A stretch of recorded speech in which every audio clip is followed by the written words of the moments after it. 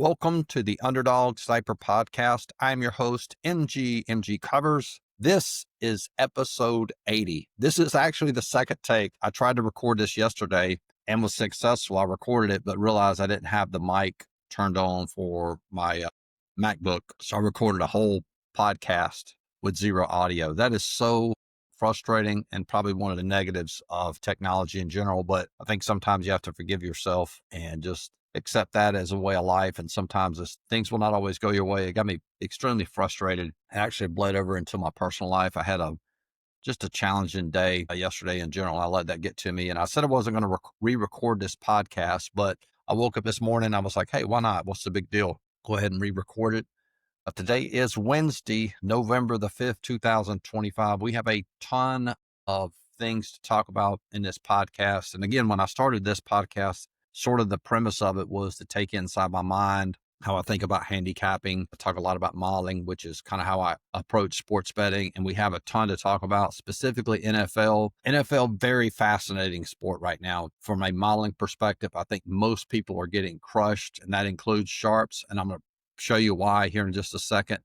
And we'll talk about why I think NFL is so difficult to handicap, and also give you some solutions for how to handicap NFL now to the rest of the season, even moving forward in years to come. We'll take a look at the NHL, how I'm handicapping NHL. That model has really, really been strong this past week.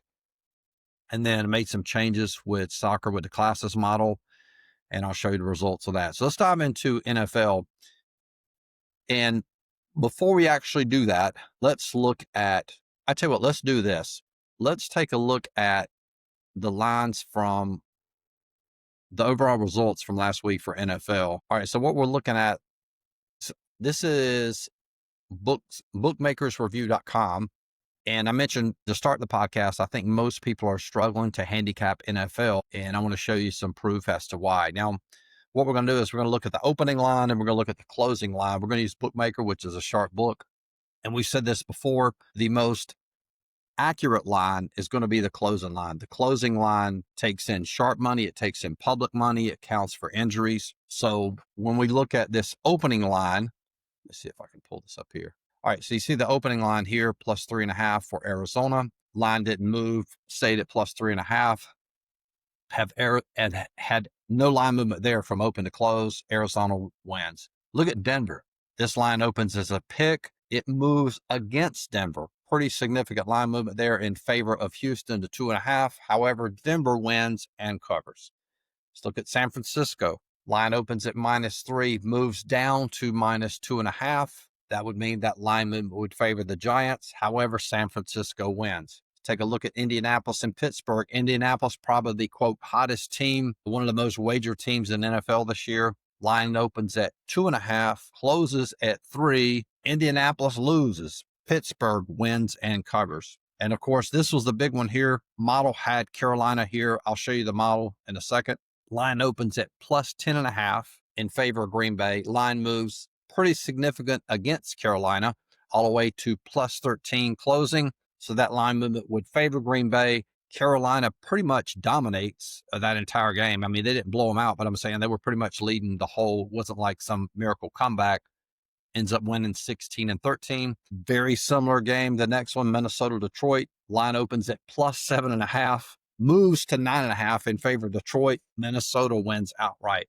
Line movement incorrect on every single game we've looked at so far. Chargers and Tennessee. And here's another one. Chargers plus 8. Line closes at 10. So that line movement favors Chargers. Chargers were actually covering there. Tennessee had a late score. I think that was a field goal to bring it. I think they were winning 27-17. But nonetheless, line movement incorrect there. And then Atlanta, New England. I think a lot of people saw this game coming. This was a classic sharps versus squares. Atlanta, poor recent form. New England, another very, very hot team right now. Line opened at -3, moved all the way to close at -5. And New England won, but they did not cover. Chicago, we finally get a line movement that was correct. Line opens at +1 and closes at -3 in favor of Chicago. That was a shootout. Anybody could have won that one, but line movement was correct in that particular example. Next, Jacksonville Vegas line opens at -3, moves against Jacksonville down to -1.5. So technically Vegas did cover there at a closing line of +1.5. Rams New Orleans opens at -12 and closes at 14. Rams win that one. So line movement was correct there. Next one, Kansas City, -1.5, closes at -2 in favor of KC. Buffalo wins that one 28-21. Seattle, no line movement there. Pretty much a blowout win for Seattle. 38-14 in Baltimore, 28-6 win over Miami. Line opens at -7.5, closes at 7.5. No movement. So probably more than likely, the majority of sharps had a losing week. The majority of people that wager line movement via top down more than likely had a losing week. There's always exceptions in this business. My point is the market is way off, and this is confirmation that NFL is extremely difficult to handicap. I've talked about this in past podcasts. I've had one losing season in NFL. That was 2 years ago. We had a winning season last year. This year, basically even. I stopped wagering a couple weeks ago, might jump back in. And I kind of looked at the model and basically scrapped it, came up with something completely different. And I'm actually going to show you the model here now. But the point is, NFL, very, very difficult to handicap. Now, I want to talk about why, in my opinion, NFL is extremely difficult to handicap. In my opinion, teams are more equal now than they ever have been, which means a quick summary of that would be on any given Sunday, pretty much any team can win. Like how many people had Carolina beating Green Bay, Minnesota beating Detroit, and you had, that close game at Atlanta, New England, of course, Arizona. I think majority of people, the public was on Dallas, not sure, but again, Arizona at a +3.5 basically blew out Dallas. Wasn't even close. And the reason I think this is, we're going to go over here to talk about college football. There's more talent in football than there ever has been. And one of the reasons, this is going to take a while to make this point, but just bear with me because I think this will help you handicap in the future. Look at the high school level. Let's go back to even the high school level. You have high school programs have incredible training facilities now. They are preparing these kids to play at the college level, preparing these kids at the college level to prepare to play in the NFL. There's kids in junior high school going to quarterback camps for a week to learn how to quarterback, to learn the proper technique. So we have a huge, huge surplus of talent, and we can see that in college football. Indiana, the number 2 team in the nation right now. So college football playoff, Indiana's going to make the playoffs. BYU, number 7. And a lot of these aren't, huge surprises. You have, Alabama at 4, Georgia at 5. Virginia is number 14. Y'all, Virginia has a legit chance at making the college football playoff. Vanderbilt, basically a bottom seller team in college football for years, has a chance to make the playoffs. So a lot of what I'm talking about in NFL segues into college football as well. You have a lot of upsets in college football as well. Some dogs win outright a lot in college football. But the big takeaway is there's a huge surplus of talent. So that talent gets distributed evenly throughout NFL.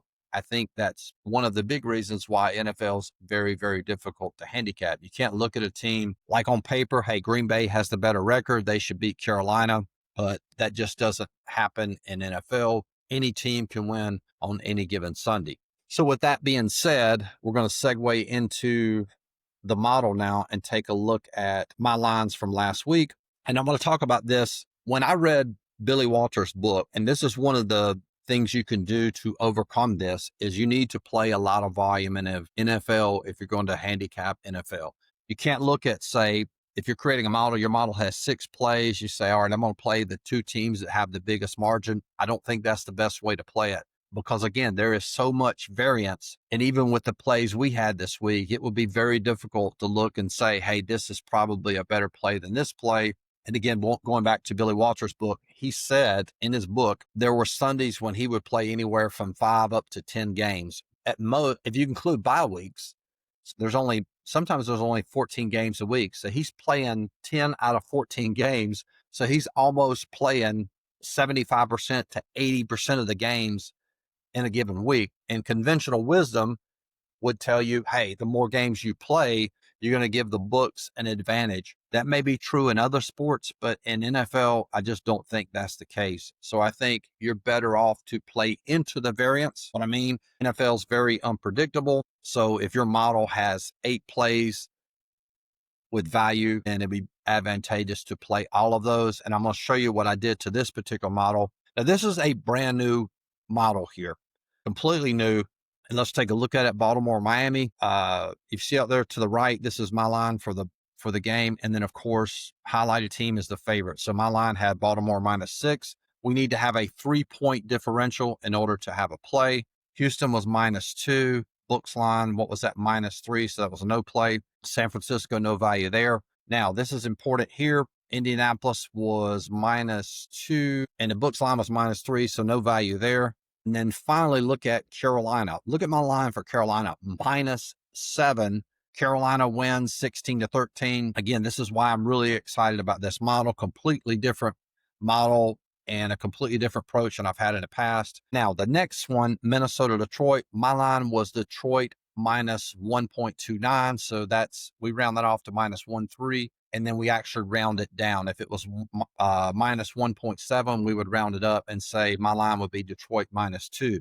Now, this is how I took the model and created more value. In the past, the way that I would handicap NFL, if a team was a favorite via my line, and then you were a favorite via the books line, we would consider that a play if there was value, a 3-point differential. However, if we would only play favorites via the model, meaning so if they were a underdog via my line, then an underdog at the sports books line, we would not play that because we feel like, hey, if they're an underdog via my line, underdog via the books line, very rare, very low probability that that team will win. However, in order to create more volume, which is what we realized we needed to do, so we have Detroit -1. So that means my line for Minnesota is +1. They're actually an underdog.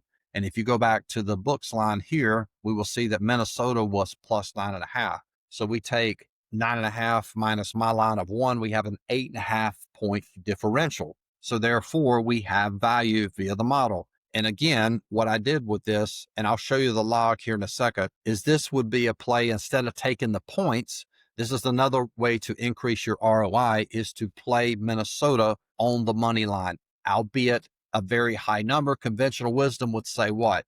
You should take the points because you're able to cover the 3 and the 7. However, what do we know about NFL handicapping? Teams that win cover 80% of the time, and or teams that cover win outright 80% of the time. So if we feel like we have value with Minnesota, it's advantageous to play them on the money line. Same with Carolina as well. Next game, we had Chargers -18. That was a loss. Atlanta there -8. That was a loss. Let's go over here to next set of games. Chicago, there was my line -7. Books line was what? -4. So we had value there. No value.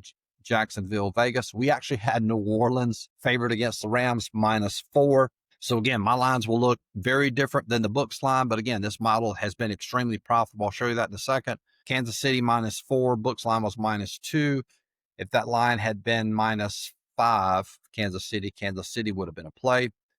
Seattle -0.3. So that defaults to 0. Washington was a play there. That was a loss. And of course, Arizona -5. Books line had them at +3.5. So that was an 8-point differential. Now, this is pretty wild here. Let's take a look at the tracker for this model. Now, this was week 9. So the plays via the model I just showed you were Carolina, Minnesota, Chargers, Atlanta, Chicago, New Orleans, Washington, and Arizona. So we played every money line dog. We played every dog instead of taking the points, regardless of the spread. We would play them on the money line. Carolina cashes as a +513 dog. Minnesota cashes at a +405 dog. And some of you that are watching this, or you may be new to my content, you say, well, that at some point, it would be advantageous to take the points. That's only going to happen 20% of the time. The spread only mattered in 3 games this Sunday, meaning teams that won covered or teams that covered won outright. 11 out of the 14 games played on NFL Sunday. And this is pretty much true. You can do this research on your own. If you've never done this, I would encourage you to do that. Seeing is believing, and it helps cement this whole concept. So it's advantageous to play teams on the money line as opposed to taking the points. Look at Atlanta. This was a case where if we'd have taken the points, we would have actually won that game, right? And I'm going to compare what it would look like to play the conventional way versus playing the way I teach. Chicago was a win, lost with New Orleans and Arizona. And then, of course, on Monday night, Arizona wins against Dallas. So we ended up cashing via the model 3 money line dogs, plus 513 dog with Carolina, plus 405 dog with Minnesota, and a plus 163 dog with Arizona. So as far as win-loss, we had 4 plays. I mean, we had a total of 8 plays, 4 wins, 4 losses. Now, if you play the conventional way, and this is the way that most people that are, quote, sharps will teach you to play NFL, you would have gone 5-3. You would have had a better win percentage, but look what happens to your units. You would only make net 1.9 units as opposed to 7.71 units. Now, this particular model, we've tracked this from weeks 4. We haven't actually played this, by the way, because this was new, and that's smart. As a general rule, if you got a new model, you don't want to jump in and start wagering real dollars, but you do want to track it. Week 5, it turned a profit of 8.86 units. Week 6, it turned a profit of 5.03 units. Week 7, it turned a profit of 3.01 units. And of course, last week, this was a very, very square week. I think the majority of people probably lost money, especially on the sharp side. It was a good week for the squares, favorites and overs cashed like crazy. Went in the hole minus 6.1 units. And then, of course, coming back this week, winning 7.71 units. Tracking this is very fascinating. 22-22. This model's hitting 50%. However, you can see the advantage of playing dogs on the money line with a net unit gain of 18.54 units. Now, if you make 10 units in NFL year to date, that's a great model. And again, this model could potentially crash and burn. It's new. Maybe it gets up to 30 units, but I would bet against that. But who knows? We're going to track this probably all the way up until maybe through weeks 14. Weeks 15 and 16 become difficult to handicap. The model skewed somewhat because some teams are in the playoffs. They're going to rest players. And some teams are out of the playoffs, have no chance of making it. So you might see some younger players starting. So very difficult to assess motivation. So I generally do not play those last couple weeks, but we'll continue to track this. But I think this is a much better approach. And I think you, as somebody that wants to do well in this business, or if you have a model, more than likely, irregardless of what type of model you have, I think it's best to play volume. Because there's no way between Carolina, Minnesota, Chargers, Atlanta, Chicago, Arizona. Like if we had to pick 2 of the best plays, it would have been very difficult to predict, right? You said, well, you'd probably play the money line dog plays because they offer the most value. I don't know. It's very rare for a plus 13 dog to win out, right? And also for a plus 9.5 dog to win out, right? So you may have passed on those. You may have played the favorites. And of course, Chargers didn't cover. What was the other favorite? Chicago won. So we would have split out. I think those were the only 2 favorites that had value via the model. But nonetheless, very excited about this model. And I do want to plug my Substack. I teach modeling via Substack. This entire model, stat I use, and this is very unique, very important point to make. We use 1 stat for this model. And if you're new to modeling for sports betting, you might think that that's impossible to do. But in a lot of ways, in my opinion, that's the best way to model. You want to find 1 or 2, max 3 stats that correlate to winning and is undervalued in the marketplace. And if you can find that, more times than not, you're going to have a very successful model. So I'll show you what stat we use, how to take that stat, how to put it into Google Sheets, what site to pull the stats from, and also how to create and turn that stat into a line. So all that's on Substack. You can join for free. If you want to subscribe, it's $29 a month. Very inexpensive. And there's a link to join in the description of this video. So anyway, so that's NFL. Again, high volume, I think, is the way to go.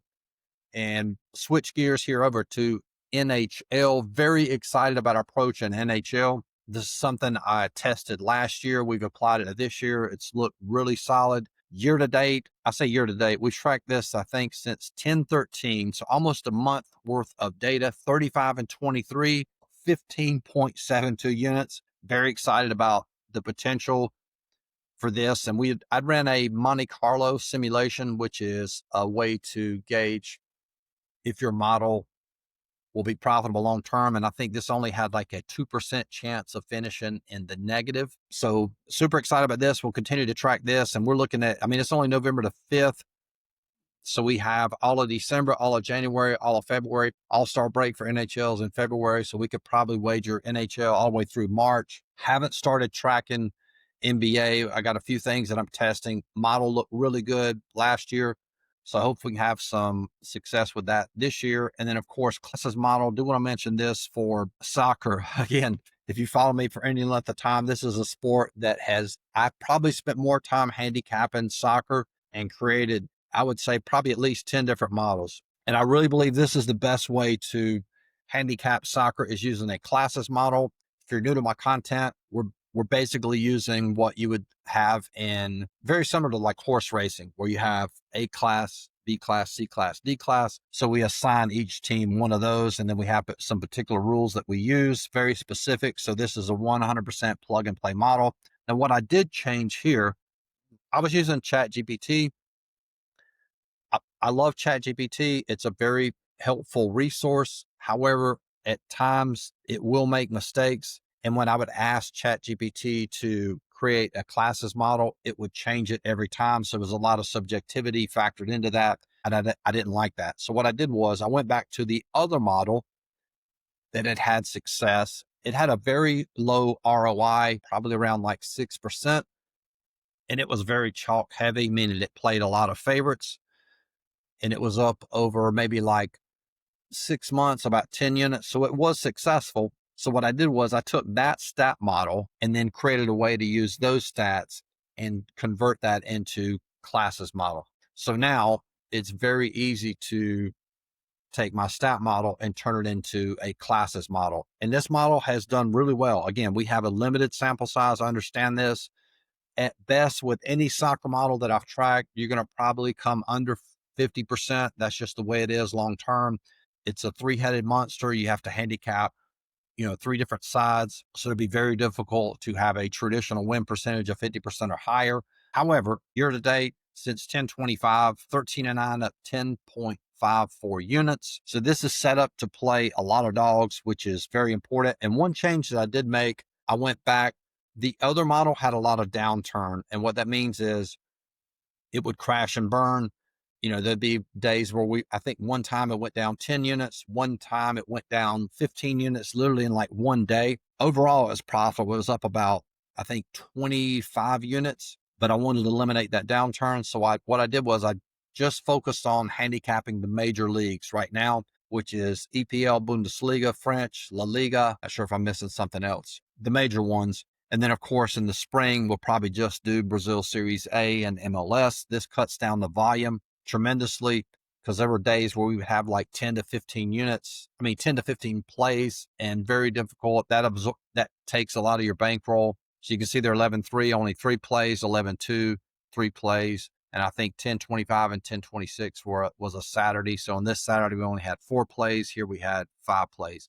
And the other thing I did was I had one scenario where we played away teams, and I basically eliminated that, so that we're just playing home teams. Home teams win at a higher rate in soccer than the draw side or the away side. So I'll continue to track this as well. And soccer model, I actually break down the entire model on Substack as well. So another plug for Substack. So if you get this, if you subscribe to the Substack, you can get the soccer model as well as the NFL model. And if you're new to my content, you want to check out the service on my website, you get access to the NHL lines, NFL lines, soccer lines. We have NBA lines out. We'll have college basketball lines out November the 1st. Very inexpensive to join, $50 a month. You get access to that. And also we do a new coaching video every week. I just dropped a really good coaching video on the site. It was about line movement, how to read an odds screen. And really what I want to focus on the business side, MGCovers.com. I want to make sure anybody that subscribes to my service understands the basics. It's a good review for me. So I'm going to have a whole series on how to read an odds screen, not only read it and understand it, but how you can actually take that and apply it to your handicapping. It's probably going to be like a 3-part series. So the first one I just dropped, we used an NBA example. I'm going to go through each sport so that regardless of what odds service you subscribe to, Odds Logic, I think there's Spank Odds. I can't remember the other one. There's several of them that are out there, but once you understand the basic odds screen, you can use that information and help you handicap line movement, public, non-public teams. Very strong situational angle to apply to your handicapping. So super excited about that. Link to join in the description of that video. Greatly appreciate you guys tuning into this podcast. Talk to you guys the rest of the week. Peace.